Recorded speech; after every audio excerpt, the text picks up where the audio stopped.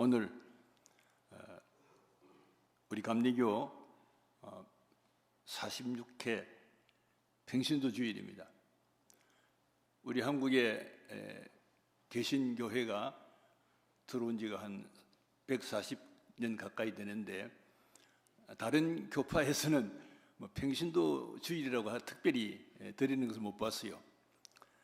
평신도가 하나님이 거룩한 사역을 위해서 얼마나 중요하고, 그리고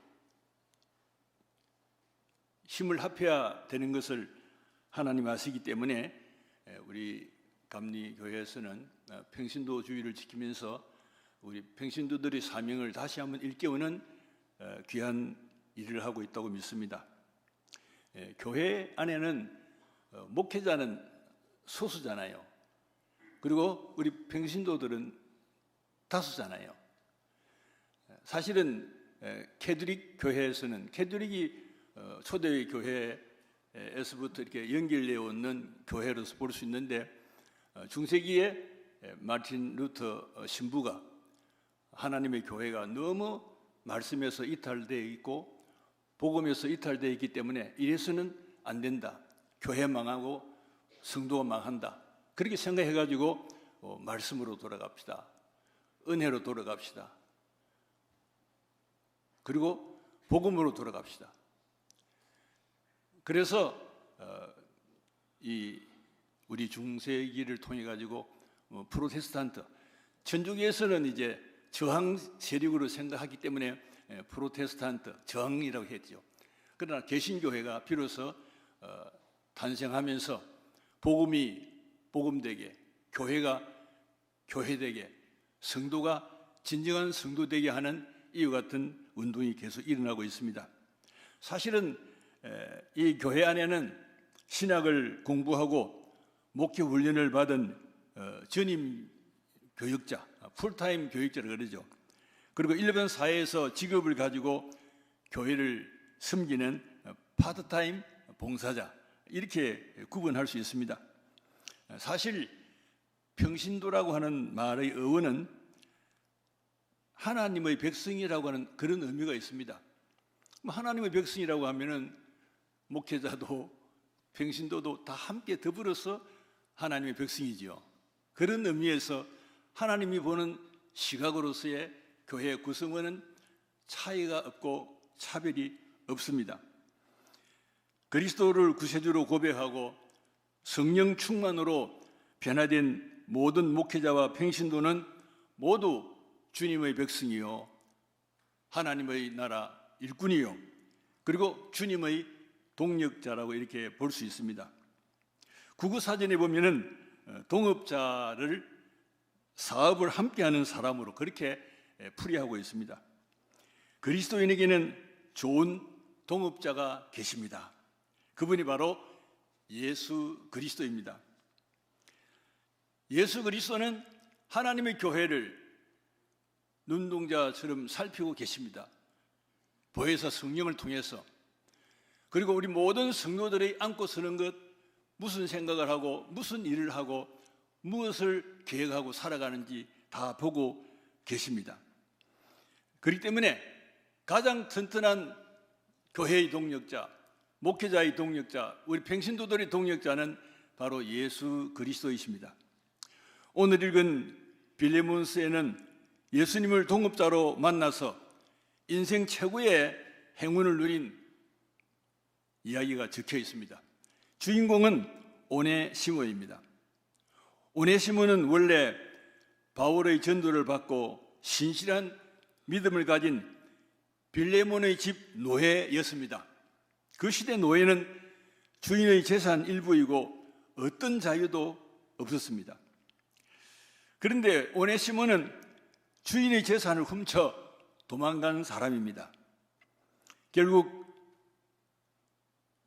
로마 군인에게 붙잡혀서 체포되어서 감옥에 갇혔습니다. 다행히 감옥에서 바울을 만나서 복음을 듣고 예수 그리스도의 사람으로 아름답게 변화되었습니다. 그래서 바울을 옆에서 신실하게 도와서 바울은 오네시모를 복음의 동력자로 생각하게 되었습니다. 그러나 이 오네시모가 빌레몬 집의 노예였음을 알고 나서 고민하게 되었습니다. 그래서 본서는 바울이 오네시모를 본 주인인 빌레몬에게 돌려보내면서 용서와 사랑을 간곡히 부탁한 개인의 편지입니다. 빌레몬서는 바울 서신 중에 히라버 335글자로 만들어진 가장 작은 책입니다. 성경이 66권이죠. 신약이 37권이죠. 그런데 이 빌레몬이 이렇게 짧은 편지이면서 하나의 책이 된 거예요. 얼마나 귀한 일입니까? 이 짧은 편지 가운데 1장 1절, 1장 7절, 1장 24절에 동력자라고 하는 표현이 3번 나오고 있습니다. 이 동력자라고 하는 말을 영어로 fellow work, 파트너, 두 분은 이제 fellow work, 같은 일하는 동료, 파트너도 마찬가지요, 동료지요. 이렇게 동력자라는 표현을 했습니다.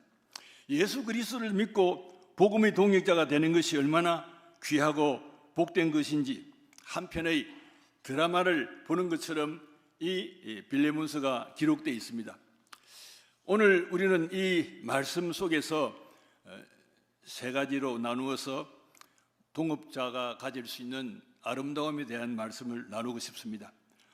목회에 동업자가 필요한 것은 혼자서는 부족하기 때문입니다.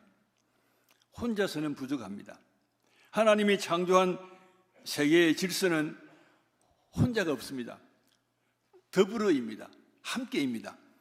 그래서 전능하신 하나님도 성부 하나님, 성자 하나님, 성령 하나님 이렇게 삼위가 하나가 되어가지고 존재하시고 함께 일하십니다. 그리고 사람을 표현한 언어 가운데 중국말 한문이 제일 잘 표현되어 있습니다. 이렇게 되어 있잖아요. 인자, 사람 인자. 하나를 받치면 하나가 떨어지면 탁 넘어지는 거예요. 사람 인자. 그러니까 인간은 혼자 존재할 수 없다는 거지요. 혼자 행복할 수 없다는 거지요.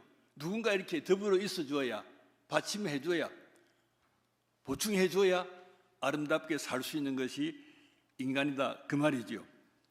최초에 하나님이 나그네를 창조하시고 사람 아담을 지었습니다. 근데 하나님이 보니까 혼자 먹고 자고 에덴 동산을 거니는 모습이 별로 좋지 않게 보였어요. 독처하는 것을 하나님은 좋게 보지 않았습니다. 그래서 아담이 깊이 잠잘 때 갈비뼈를 뽑아서 하와를, 여자를 만드셨습니다. 그러니까 여자가 재료가 제일 좋죠. 남자의 갈비뼈를 가지고 여자를 만들었으니까 재료를 치면은 여자가 더 고생하겠죠.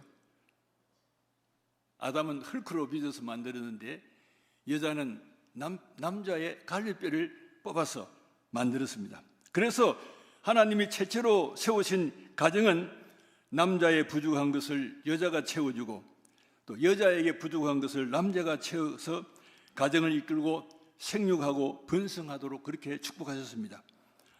사업을 시작할 때도 독립해서 혼자 사업을 시작하는 경우는 그렇게 많지 않습니다. 동업을 원하는 것은 무엇인가 부족하고 모자란 부분이 있기 때문입니다. 자본이 좀 부족하든지 경험이 좀 부족하든지 기술이 모자랄 때 대개는 동업을 합니다. 자본이 두둑하고 그 분야의 사업 경험이 많고 탁월한 전문 기술이 있는 사람은 아마도 동업자가 필요 없을 것입니다. 그렇지만은 사업가가 사업을 좀 확장하려고 하면은 키우려고 하면은 아무리 기술이 있고 경험이 있고 자본이 있어도 혼자서는 안 되죠. 사업을 키우려고 하면 자연히 필요한 조고문을 뽑아서 함께 일하는 동업자를 모읍니다. 그렇기 때문에 혼자서는 사업을 하기가 힘듭니다. 마찬가지로 교회도 땅끝까지 이르러 복음의 사명을 감당하려고 하면은 사명의 기본이신 예수 그리스도를 동업자로 모셔야 합니다. 우리에게 동업자가 필요한 것은 우리 인간은 자체적으로 본질적으로 부족하기 때문입니다. 바울이 활동하던 시대 노예는 인간 대우를 받을 수 없습니다. 하나의 재산이요 또 하나의 주인의 소유물 취급을 했습니다.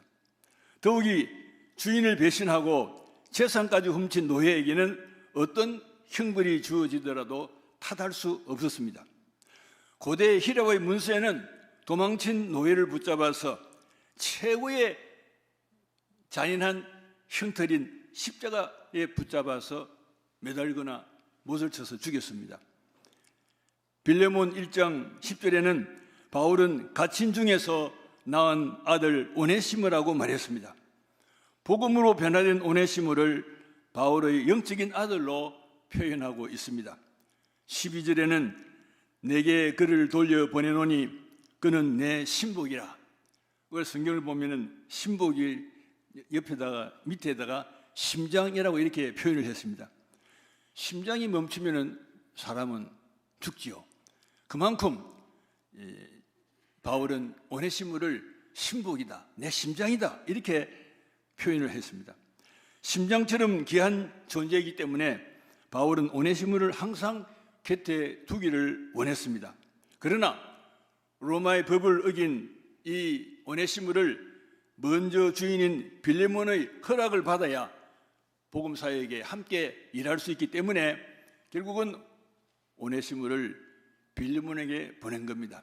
1장 18절 19절에 보면은 오네시모가 빌레몬에게 손해를 끼친 것이 있으면은 바울이 친히 그 돈까지 변상하겠다고 나섰습니다. 바울이 오네시모를 얼마나 신뢰하고 아꼈는가를 우리가 볼 수 있습니다. 우리에게 예수님이 동업자로 필요한 것은 우리가 완전하기 때문이 아닙니다. 결코 우리는 스스로 의로울 수 없고 스스로 우리의 모든 삶의 무게를 다 감당할 수 없습니다.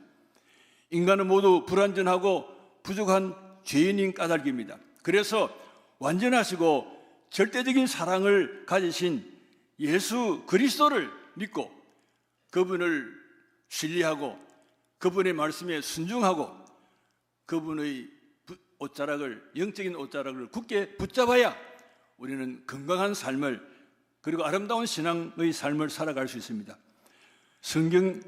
신약 성경에서 문벌이 좋고 학벌이 좋은 그리고 영적인 세계를 가지만이 체험한 사람은 바로 바울입니다. 학문적으로도 최고의 학자 밑에서 공부를 했습니다. 그리고 로마 시민권도 가지고 있습니다. 그리고 그 시대의 바리새인입니다. 그 시대에 살아갈 수 있는 모든 힘과 요건을 다 갖춘 사람입니다. 그뿐 아니라 복음으로 변화되고 난 후에 깊이 기도하고 영적인 세계를 알았습니다.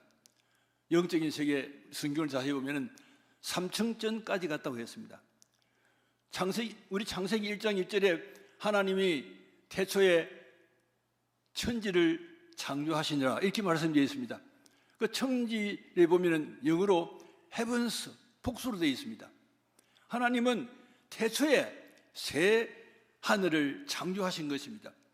첫째 하늘은 우리가 볼 수 있는 하늘과 하늘에 볼 수 있는 태양과 그리고 별이 보이는 하늘입니다. 그 다음에 또 하늘은 전 우주, 엄청난 은하수가 있는 그 엄청난 우주, 이것도 하나의 헤븐입니다. 하늘입니다. 그리고 천국, 하나님이 계시고 믿는 자를 위하여서 준비하신 천국. 그래서 하나님은 이 세상을 창조하실 때부터 이 새 하늘을 창조하신 것입니다.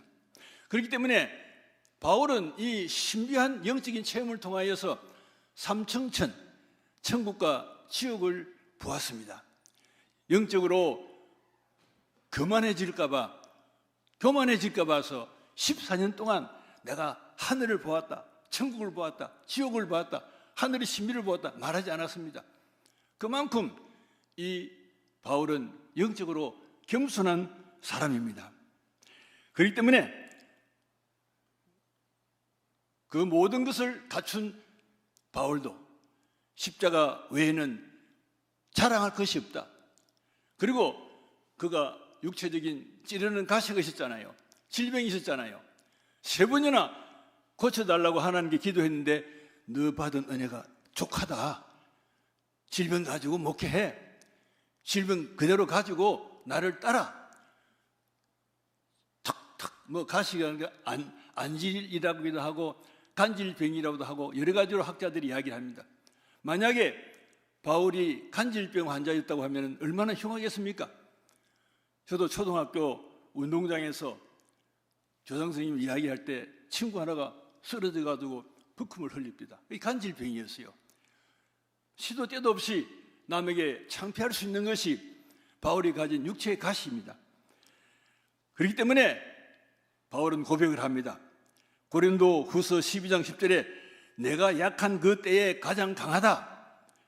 고린도서 1장 27절에 세상에 미련한 것들을 택하사 지혜 있는 자들을 부끄럽게 하시고 세상에 약한 것들을 택하사 강한 것들을 부끄럽게 하신다고 했습니다. 우리가 부족하고 약할 때 하나님의 은혜가 더 필요하고 더 깊이 기도할 수 있고 더 깊이 말씀 속에 빠질 수 있고 더 깊이 하나님의 사랑을 가질 수 있습니다. 엄청난 많은 믿음의 성공한 사람들을 보면 그들의 걸어온 걸음 속에는 죽음을 불사하는 여러 가지 많은 고난과 시험을 갔습니다. 그렇기 때문에 우리 인간은 고난을 통하여서 더 깊이 하나님 만날 수 있고 고난을 통하여서 더 깊이 하나님의 은혜에 들어갈 수 있고 고난을 통하여서 천국의 문을 더 강하게 붙잡을 수 있습니다. 둘째로 예수님을 동업자로 삼으면 무익한 자가 유익한 자로 변합니다. 오네시모라고 하는 히라보의 뜻은 유익한, 쓸모있는 이라는 의미를 가졌습니다. 빌리몬 1장 11절에 보면 그가 전에는 내게 무익하였으나 이제는 나와 내게 유익함으로 이렇게 기록을 했습니다. 바울은 오네시모의 이름의 뜻을 가지고 과거와 현재의 달라진 모습을 아주 재치 있게 표현을 했습니다. 사실 오네시모는 부모가 지어준 좋은 이름인데도 불구하고 이름값을 못하고 살았습니다. 주인의 재물을 훔쳐 도망간 주인에게나 사회에 쓸모없는 사회의 법을 어긴 사람, 감옥에서 박혀서 죽을 수밖에 없는 존재였습니다. 그러나 옥중에서 바울을 만나는 축복을 가졌습니다. 바울을 만남으로 복음을 통하여서 예수 그리스도를 인격적으로 만났습니다. 그러면서 바울에게나 주인 빌레몬에게나 누구에게나 유익한 사람으로 변화되고 계속 성장할 수 있었습니다. 그래서 1장 16절에 바울은 빌레몬에게 오네시모를 더 이상 종이라 노예를 하지 말고 사랑받는 형제로 맞아줄 것을 간곡히 부탁하고 있습니다. 초대교회 교부 안디옥의 이그나티우스 편지에 따르면 오네시모는 나중에 2세기 초에 예배소 교회의 감독의 자리에까지 오르면서 교회를 섬겼습니다. 뿐만 아니라 오늘날 신약 성경의 3분의 1에 해당하는 바울의 서신을 모아서 편집하는 일도 도왔다고 합니다. 물론 여기에는 자신이 주인공으로 나오는 빌레몬서도 포함되어 있습니다. 이 얼마나 놀라운 변화입니까? 죄를 지어서 사형을 받아야 할 사람이 그리스도를 만나고 영적인 사람 바울을 만나서 엄청난 축복의 사람으로 변화되었습니다. 지난달 5월 25일 신문을 보는데 가붕개보다 못한 존재였다. 그런 글자가 있어요. 눈에 팍 떠있어요. 가붕개. 보니까 가재, 붕어, 개구리. 가재, 붕어, 개구리보다 못한 존재로 살다가 북한을 탈출해가지고 한국 땅에서 이번에 국회의원이 된 겁니다. 탈북민 청년 과학기술인 출신 22대 국회의원으로 당선된 박충근에 대한 기사였습니다. 함경남도 함흥 출생인 38세 박충근 씨는 북한 국방종합대학에서 화학재료공학을 공부하고 대륙간 탄도미사일 등 핵미사일 관련 연구에 참여한 과학도였습니다. 대학 시절 김정일에 관한 논문을 읽고 북한 체제에 대해서 의심을 가졌습니다. 주민들의 이 비참한 삶과 북한 정권이 주장하는 주체 사상은 너무 이치에 맞지 않았습니다. 정권 유지를 위해서 인간을 희망 가능한 존재로 보는 것이 아니라 가붕개, 가재, 붕어, 개구리보다 못한 존재로 억압하고 인질로 삼아서 탄압하고 있는 북한 체제의 본질을 생각해 보니까 아무리 북한에서 태어나서 살았지만은 지성인이잖아요. 그래서 그는 회의를 가졌습니다. 다행히 2009년 23살 때 두만강을 건너서 3일 만에 인천항으로 입국하는 행운을 얻었습니다. 이후 서울대 재료공학부에서 석사, 박사 과정을 밟고 현대제철 연구개발본부에서 책임연구원으로 일하고 있습니다. 박충근 씨가 국회의원으로서 오늘에 이른 것은 서울대학에서 공부할 때 은사님들이 맨몸으로 한국에 온 이 청년을 집중적으로 관심을 가지면서 사랑을 베풀었습니다. 도움을 주었습니다. 그런데 자기 주임 교수 중에 한 분은 주일마다 교회 가고 자기를 교회 가자 그럽니다. 그래서 그분들이 믿는 신이 누구인지 궁금했습니다.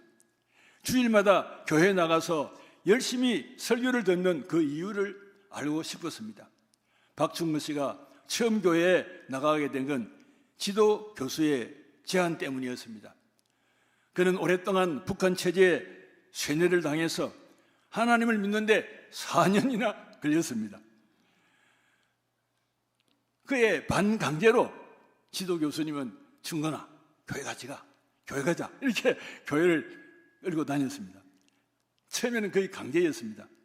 그러나 4년 이상 계속 자기를 교회 가도록 해준 것이 이제는 감사가 나왔습니다. 그가 하나님이 살아계심을 믿게 된 순간이 예고 없이 찾아왔습니다. 평소처럼 교회에서 목사님 설교를 듣는 중에 하나님께서 자기의 삶 속에 관여하고 계시다고 하는 짜릿한 느낌을 가졌습니다. 그래서 그는 살아온 모든 것을 생각해 보니까 하나님이 자기 삶 속에 개입하고 계심을 인정했습니다. 대학 시절부터 북한 체제를 의심한 것부터 탈북 시도 3일 만에 한국 땅을 밟은 것, 그리고 지금의 자리에 온 모든 것을 가만히 생각해 보니까 하나님의 개입이 아니고서는 절대 불가능한 사건인 것을 깨닫게 된 것입니다. 그리고 국회의원 미래 이 당에서 국회의원 영입 제안을 했을 때 고민을 했습니다. 내가 어떻게 한국에서 국회의원을 돼? 그렇게 주저했습니다. 그런데 주일날 목사님 다니엘의 설교를 들었습니다. 다니엘의 불굴을 신앙, 이방 나라에 포로로 되어 있었지만 기도하고 하나님을 신뢰함으로 인해서 불구덩이 속에서라도 사자굴에서도 살아나는 다니엘과 친구들의 모습을 보면서 그가 한국에서 받은 모든 축복을 내가 또 나누어야 되겠다는 생각을 가졌습니다. 그래서 제안을 받아들이고 국회의원이 되었습니다. 북한에 계속 있었다고 하면 가재, 붕어, 개구리 취급받았을 거 아닙니까? 남한에 와서 좋은 신앙의 교수를 만나고 하나님을 만났을 때 하나님은 그에게 놀라운 변화를 주었습니다.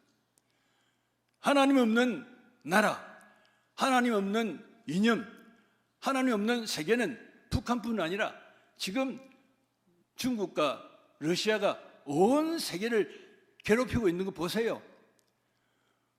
우크라이나 침략한 지가 2년이 넘었잖아요. 얼마나 많은 파괴, 얼마나 많은 죽음. 우크라이나가 곡창 지역인데 전쟁 때문에 곡물이 올라갔습니다. 중국이 최고의 권위자가 권력을 계속 평생 누리려고 하다 보니까 중국에서 모든 지성인들이, 돈 있는 사람들이 다 지금 빠져나오고 있습니다. 이대로 나가면 중국도 앞으로 경제적으로 망할 수밖에 없습니다.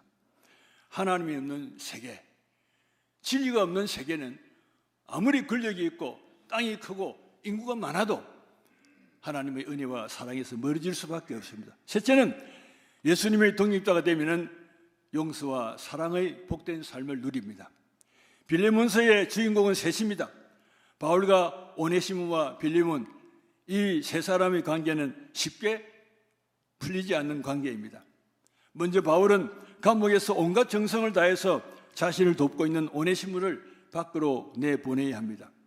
그리고 빌레몬 역시 주인인 자신을 배신하고 재산을 훔쳐 달아난 오네시모를 쉽게 용서할 수 없습니다. 그리고 오네시모는 자기가 배신한 주인 빌레몬을 바울의 편지 한 장을 가지고 제 발로 찾아가서 주인을 대면하는 것에 굉장한 두려움도 있었을 겁니다. 그렇기 때문에 이 세 사람의 관계가 풀리는 것은 하나님의 사랑이었고 또 믿음의 용기를 가졌기 때문입니다. 어떻게 보면 세 사람 모두 서로에게 오해가 생길 수 있고 크게 상처를 받을 수 있는 삼각관계입니다. 그러나 세 사람 모두 예수 그리스도를 신앙의 동업자로 모셨기 때문에 모두 서로에게 빚진 것을 생각하면서 하나님의 은혜로 이 관계를 풀었습니다. 본문 1장 19절 보면 빌레몬은 바울의 전도로 예수님 믿었습니다. 빌레몬은 바울에게 복음의 빚진 자입니다. 오네시모는 법적으로 주인에게 손해를 끼쳐 물질의 빚을 졌지만 바울의 편지를 받고 오네시모를 용서했으니까 주인에게 용서의 빚을 지게 된 것입니다. 이렇게 서로에게 빚진 관계입니다. 오네시모는 감옥에서 예수를 믿고 바울을 정성껏 섬겼습니다. 바울도 오네시모의 사랑에 빚을 졌습니다. 이 사람은 한 분 구주이신 예수 그리스도 때문에 피차의 어려운 관계를 서로 해결할 수 있었습니다. 예수님을 동업자로 모시면 인간 관계에 막힌 담이 무너지고 원수도 사랑하게 되는 축복의 삶을 누릴 수 있습니다.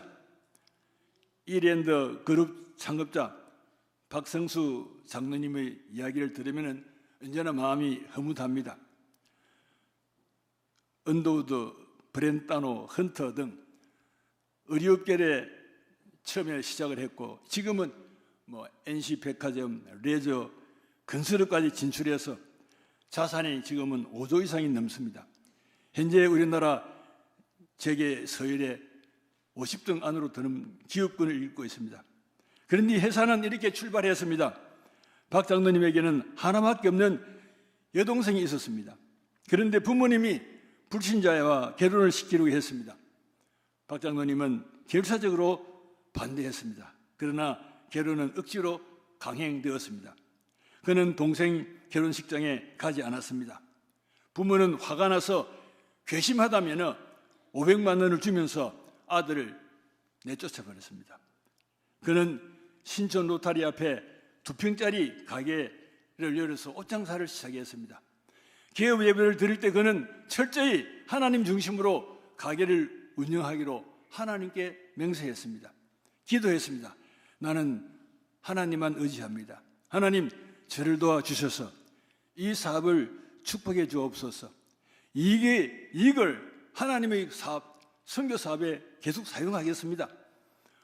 500만 원으로 시작한 이 사업이 10년 후에는 1000억이 되었습니다.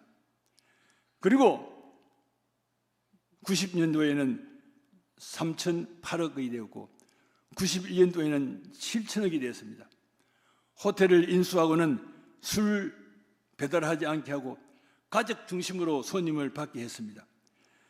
물론 몇 해 전에 노조들과의 갈등이 표출되기도 했지만은 신앙 원칙은 양보하지 않았습니다.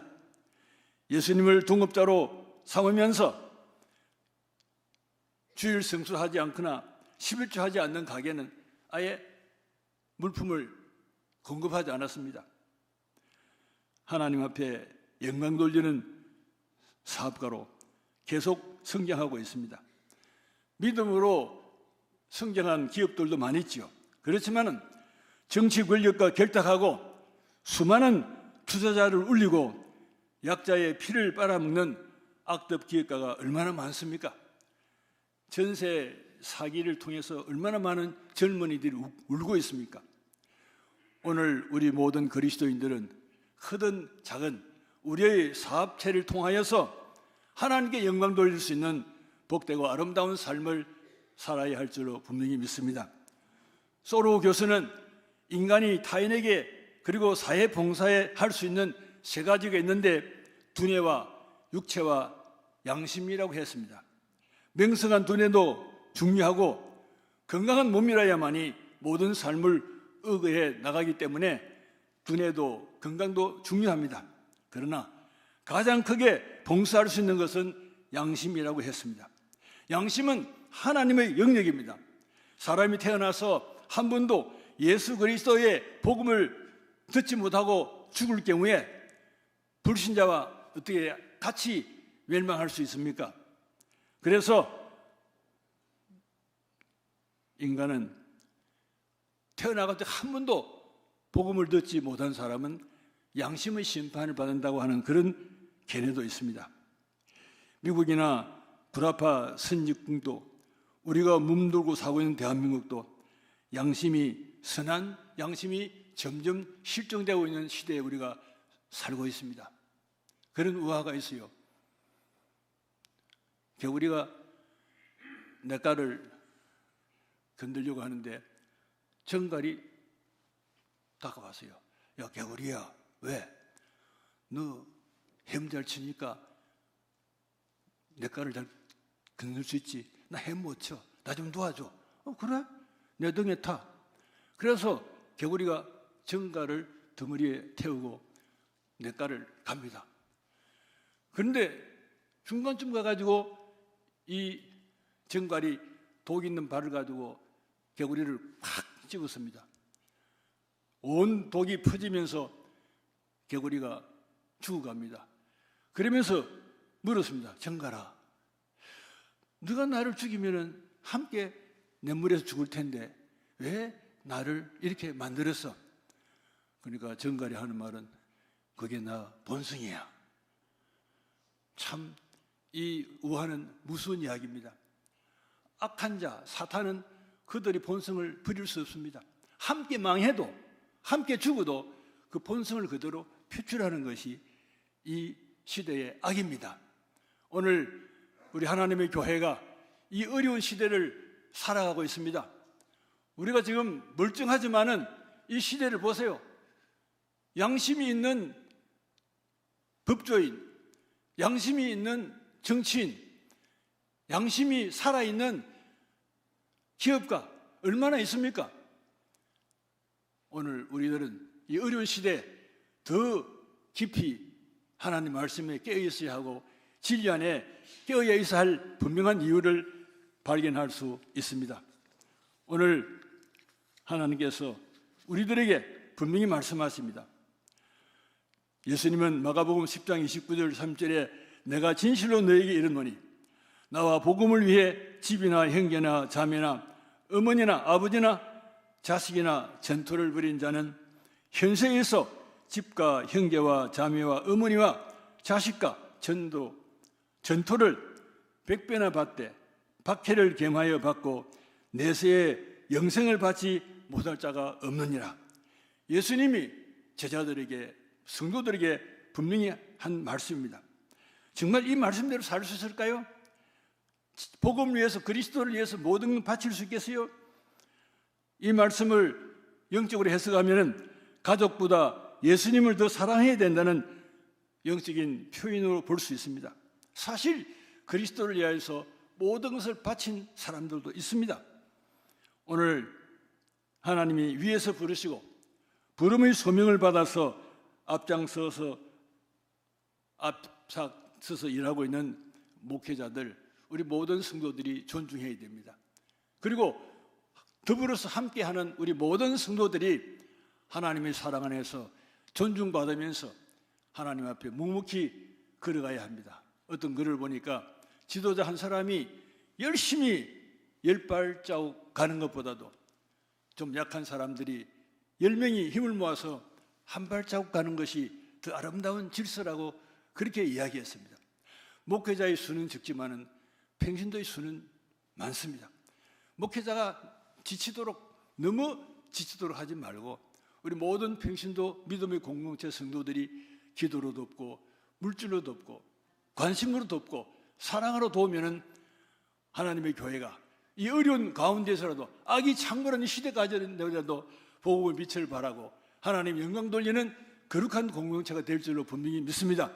이 소망을 가지고 우리 모든 평신도 여러분들이 하나님의 동력자가 되고 목회자의 선한 동력자가 되어서 이 교회를 이 시대의 마지막까지 더 아름답고 견고하게 섬겨나가고 부흥시키고 축복의 공동체로 만드는 일에 힘쓰시기를 간절히 축원합니다.